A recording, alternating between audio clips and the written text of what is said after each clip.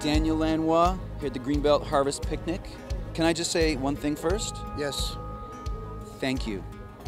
Oh, you're very welcome. It's our 4th year. We're getting comfortable with all this, and it's nice to see everybody here, including yourself.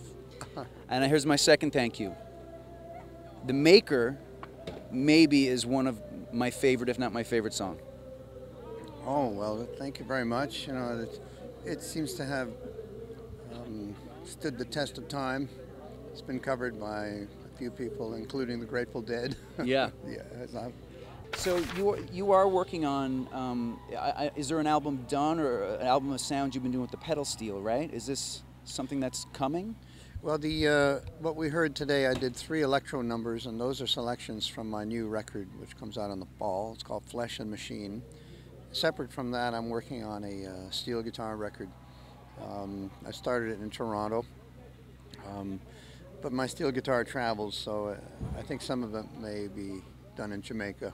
I have a little place in Jamaica. You got one in LA, one in Toronto, one in Jamaica. Is that the 3 studios? Is that right? Jamaica is my main residence. I have a studio in Toronto and one in Los Angeles. Yeah. What is it about Jamaica that helps you with the recording? What is it about the vibes of that place? Anything in particular? Yeah, Jamaica slows me down pretty well. I like that. And I feel that I've been going pretty strong all my life, so it's nice to be in a chilled environment. And I like the Rasta culture. It's a very, it's an island that knows a lot about remedies from plants, holistics, and I think it's kind of sweet to learn from an ancient culture about the simple things like how to make a ginger potion and what might be good for the tummy, what might be good for the head, and so on. So, and then of course the fastest running man in the world comes from there, and all he ever ate was yellow yam. There you go. The last thing I asked you before we let you go, I've heard you talk about you see sound, you visualize it. Is that right? Do you see it?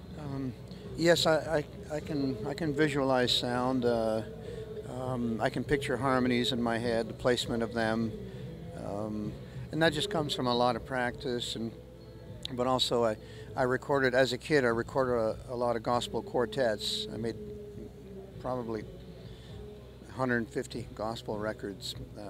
Quartet singers from all over the world. So I was exposed to the harmonic interplay of the 4 parts, and they are the same parts that would exist in a choir or a symphony or in funk music. So that early development was really a big part of my understanding of music. So without actually hearing notes, I can picture the placement of them. But beyond that, I think I see pictures when I hear music. So sometimes I'll put the picture before the sound comes. Cool. Make my own soundtrack. Nice.